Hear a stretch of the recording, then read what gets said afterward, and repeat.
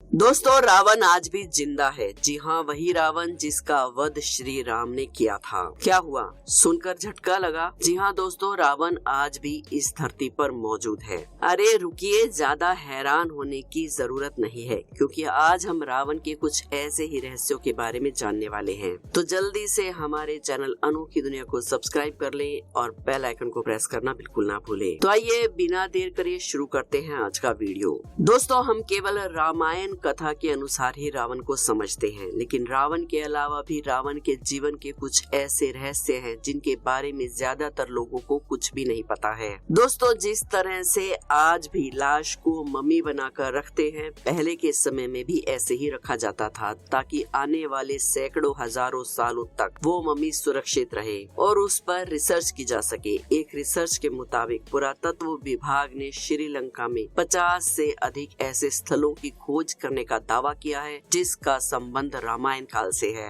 इस रिसर्च में ये दावा किया गया है कि रावण का शव आज भी एक गुफा में मौजूद है। ये गुफा श्रीलंका के रेगला के घने जंगलों में स्थित है। हालांकि रावण की मृत्यु कब हुई थी इसका कोई प्रमाण मौजूद नहीं है, लेकिन बताया जाता है कि भगवान श्री राम के हाथों उसके वध को 10,000 साल से भी ज्यादा हो गए हैं। कहा जाता है कि रेगला के जंगलों में 8,000 फुट की ऊंचाई पर एक गुफा मौजूद है, जहां रावण के शव को मम्मी बनाकर एक ताबूत में रखा गया है।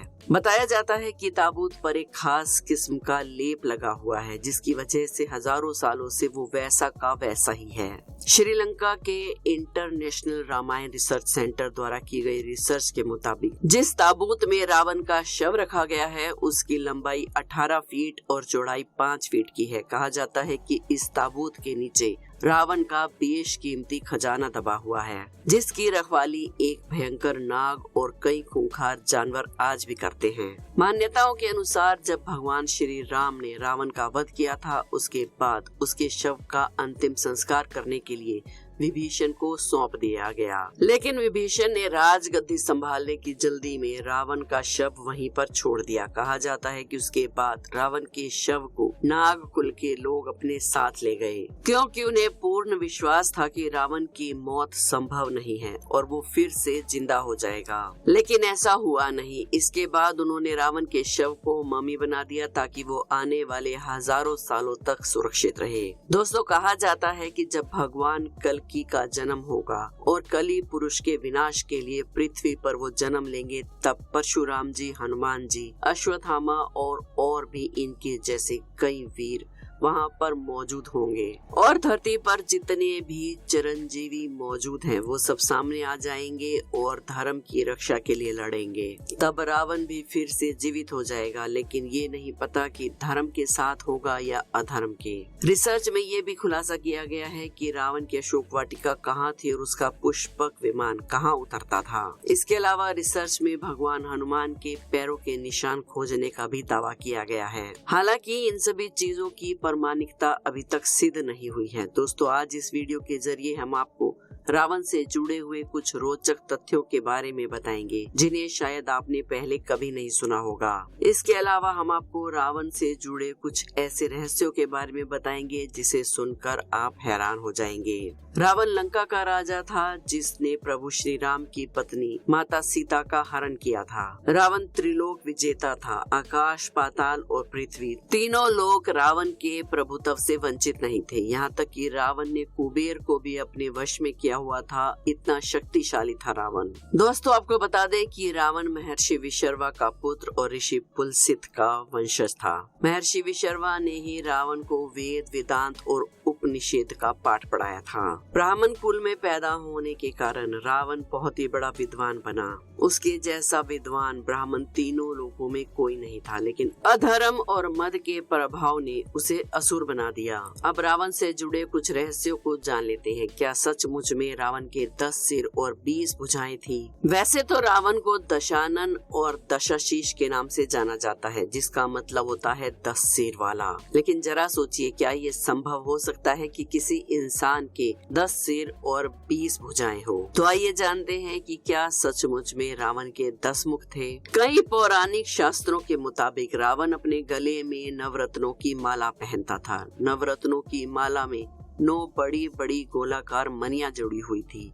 जो कि बेहद चमकदार थी। कुछ लोगों का मानना है कि नवरत्न माला की मणियों में रावण के 9 अलग अलग सिर दिखाई देते थे, जबकि रावण का वास्तविक सिर केवल एक ही था। यही कारण था कि रावण को देखने पर 10 सिरों का भ्रम पैदा होता था, जिस कारण उसे दशानन कहा जाने लगा। लेकिन कुछ विद्वानों का ये भी मानना है कि रावण मायावी शक्तियों का राजा था। उसके पास ऐसी ऐसी मायावी शक्तियां थी जो देवताओं को भी भ्रमित कर दे। इन्हीं मायावी शक्तियों के बल पर रावण अपने 10 सिरों का भ्रम पैदा करता था और खुद को दशानन और दशाशीष कहलवाता था। जबकि कुछ विद्वान ये मानते हैं कि रावण का 4 वेदों और 6 दर्शनों का अद्भुत कंठस्थ ज्ञान था। इसी कारण उसे दशोकंठी कहकर संबोधित किया जाता था और आगे चलकर यही दशाकंठी नाम दशानन बन गया और लोग उसे दशानन कहकर पुकारने लगे। हालांकि श्री रामचरितमानस में ये साफ साफ लिखा है कि रावण के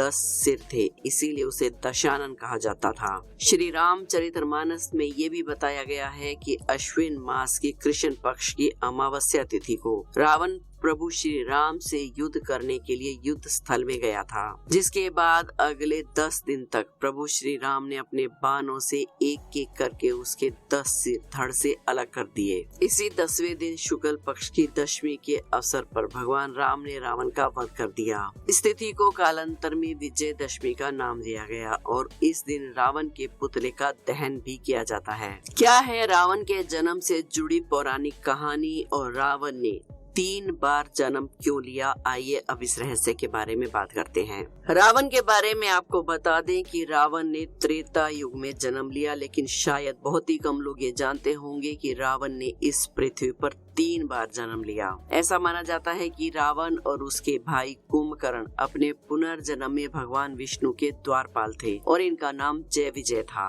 बताया जाता है कि एक बार सनक, सनातन, सनंदन और सनत कुमार ऋषि भगवान विष्णु से भेंट करने के लिए स्वर्ग लोग आए, लेकिन जय विजय ने उन्हें भगवान विष्णु के विश्राम का हवाला देकर अंदर जाने से रोक लिया। द्वारपालों के इस आचरण से क्रोधित होकर सनक, सनातन, सनंदन और सनत कुमार आदि ऋषियों ने उन्हें 3 बार राक्षस योनि में जन्म लेने का श्राप दे दिया। क्षमा याचना करने पर ऋषियों ने कहा कि यदि राक्षस योनि में तुम्हारा वध भगवान विष्णु के हाथों होगा तो तुम दोनों इस श्राप से मुक्त हो जाओगे।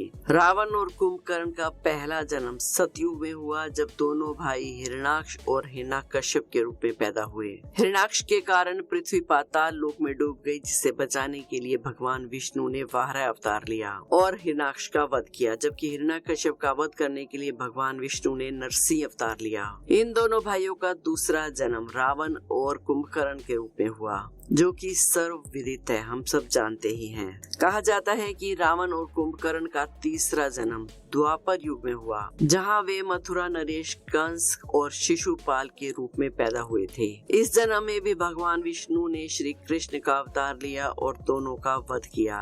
इसके बाद वो श्राप से मुक्त हो गए। ब्रह्मा जी का वंशज था रावण। बहुत ही कम लोग ये जानते होंगे कि रावण ब्रह्मा जी के वंशजों में से एक है। रावण के पिता महर्षि विशर्वा और उनके काका महर्षि अगस्त्य दोनों ऋषि पुलसित के बेटे थे। ऋषि पुलसित को पुराने ग्रंथों में ब्रह्मा जी का मानस पुत्र बताया गया है, अतः रावण ब्रह्मा जी का एक वंशज था। कुंभकर्ण विभीषण के अलावा कुबेर को भी माना जाता है रावण का भाई। दोस्तों, रावण के पिता महर्षि विशर्वा ने 2 विवाह किए थे। उनका पहला विवाह महर्षि भारद्वाज की पुत्री से हुआ था, जिसका नाम इलविला था। धन और लक्ष्मी के लोकपाल कुबेर का जन्म इन्हीं के गर्भ में हुआ था, जबकि महर्षि विशर्वा की दूसरी पत्नी का नाम कैकसी था, जो राक्षसी ताड़का और राक्षस राज सुमाली की पुत्री थी। कैकसी के गर्भ से ही कुंभकर्ण, विभीषण और रावण का जन्म हुआ था, यानी कि रावण और कुबेर सौतेले भाई थे, जिनके पिता विशर्वा की 2 अलग अलग पत्नियां थी। रावण ने प्रभु श्री राम की विजय के लिए कराया था यज्ञ। जी हाँ दोस्तों, जब रामेश्वरम के तट पर पहुंचकर भगवान श्री राम ने अतः सागर को देखा तो उनके मन में विस्मय हो गया। प्रभु श्री राम ने शिव की आराधना करने के लिए रामेश्वरम के तट पर यज्ञ का आयोजन किया ताकि लंका पर उनकी जीत सुनिश्चित हो सके। कहा जाता है कि प्रभु श्री राम ने यज्ञ के लिए रावण को आमंत्रण भेजा था। जब रावण को यह आमंत्रण मिला तो वो ब्राह्मण के नैतिक कर्तव्य के निर्वहन के लिए प्रभु श्री राम को मना नहीं कर सका, क्योंकि ये यज्ञ भगवान शिव को समर्पित था। इस कारण भी रावण नहीं मना कर सका, क्योंकि वो भगवान शिव का बहुत बड़ा भक्त था। परिणाम स्वरूप रावण ने रामेश्वरम तट पर जाकर प्रभु श्री राम का यज्ञ अनुष्ठान करवाया, जबकि ये यज्ञ अनुष्ठान रावण को पराजित करने के लिए ही किया जा रहा था। कहा जाता है कि जब ये यज्ञ अनुष्ठान पूरा हो गया तो प्रभु श्री राम ने रावण के चरण स्पर्श किए और उनसे विजयी होने का आशीर्वाद मांगा। इस पर रावण ने उन्हें तथास्तु कहकर आशीर्वाद दिया। वीणा बजाने में भी थी महारत हासिल। रावण ने किया था वीणा का आविष्कार। पौराणिक कथाओं में बताया गया है कि रावण को वीणा बजाने में महारत हासिल थी। रावण एक सच्चा संगीत प्रेमी था और अपनी आध्यात्मिक शांति के लिए अक्सर वाद्य यंत्रों को बजाया करता था और वो संगीत भी सुना करता था। रावण वीणा की इतनी मधुर तान छेड़ता था कि स्वर्ग लोक से देवता गण भी उसकी वीणा वादन सुनने के लिए पृथ्वी पर उतर आते थे। वीणा वादक के अलावा रावण एक आविष्कारक भी था। ऐसा माना जाता है कि वीणा का आविष्कार रावण द्वारा ही किया गया था। काल विजय ही था रावण। असुरी शक्ति के प्रभाव में रावण अपने मद और अहंकार में चूर था। तीनों लोकों में उसकी असुरी शक्तियों का प्रभुत्व था। देवतागण भी रावण से हमेशा भयभीत रहते थे। एक बार रावण ने यमलोक पर आक्रमण किया और रावण और यमदेव के बीच घोर संग्राम हुआ। इस संग्राम के दौरान क्रोधित होकर यमदेव ने रावण के वध के लिए काल दंड हाथ में उठा लिया, लेकिन उसी समय ब्रह्मा जी वहाँ प्रकट हो गए और उन्होंने यमराज को अपने वरदान के बारे में बताया। ब्रह्मा जी की आज्ञा मानकर यमराज ने अपना काल दंड वापस ले लिया और रावण अपने आप को काल विजयी समझने लगा। शनि देव को बनाया था बंदी। वाल्मीकि रामायण और रामचरितमानस के अनुसार एक बार शनि देव रावण के पास ये बताने आए थे कि उनकी कुदृष्टि रावण पर पड़ने वाली है, जिसके बाद साढ़े सती की शुरुआत होगी। साढ़े सती लगने की बात सुनते ही रावण क्रोध से लाल हो उठा और उसने तुरंत शनि देव को अपना बंदी बना लिया और कहा कि पहले तुम्हें साढ़े सती भुगतनी पड़ेगी। बाद में जब हनुमान जी लंका आए और लंका दहन के दौरान उन्हें पता चला कि शनि देव रावण द्वारा बंदी बनाए गए हैं, तो उन्होंने शनि देव को आजाद कराया। इसके बदले में शनि देव ने लंका दहन में हनुमान जी की मदद की। ग्रह नक्षत्रों की स्थिति बदल देता था रावण चाहता था कि उसके कुल का पतन कभी ना हो, इसलिए वो ग्रह नक्षत्रों को भी अपनी स्थितियां बदलने के लिए मजबूर कर देता था।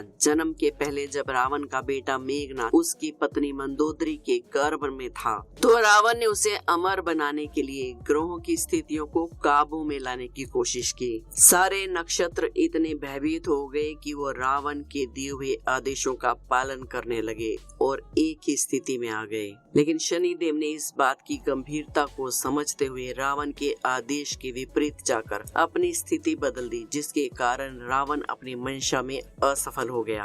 रावण ने की थी कई ग्रंथों की रचनाएं। जी हाँ दोस्तों, रावण ने अपने जीवन काल में कई सारे ग्रंथों की रचनाएं की थी। आपने शिव तांडव स्तोत्र को पढ़ा या सुना होगा।